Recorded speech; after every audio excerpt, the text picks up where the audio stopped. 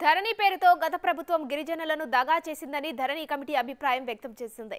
గత ప్రభుత్వ హయాంలో 6.5 లక్షల అటవీ భూములను వారికి అందకుండా చేశారని కమిటీ వెల్లడించింది. వ్యవసాయ, గిరిజన సంక్షేమం, అటవీ శాఖలకు చెందిన ముఖ్య అధికారులతో పాటు పలువురు క్షేత్రస్థాయి సిబ్బందితో ధరణి కమిటీ భేటీ అయింది. రైతుకు చెందాల్సిన పెట్టుబడి సహాయం రియల్ ఎస్టేట్ చేతిలోకి వెళ్లిందని తేల్చారు.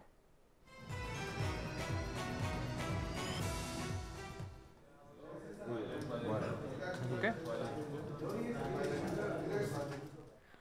20 లక్షల ఎకరాల నాన్ కల్టివేషన్ ల్యాండ్ కు కేసీఆర్ ప్రభుత్వం రైతు బంధు అమలు చేసినట్లు కమిటీ తేల్చింది. సుమారు 20,000 కోట్లు వ్యవసాయానికి పనికిరాని భూములకు కూడా రైతు బంధు ఇవ్వడం గమనార్హం. ఇక తెలంగాణలో 72 లక్షల మంది రైతులు 1,59 లక్షల ఎకరాలకు కేటాయించగా 5 ఎకరాల లోపు రైతులు 92%, 5 ఎకరాల పైన భూమి ఉన్న రైతులు 8%గా తేలింది.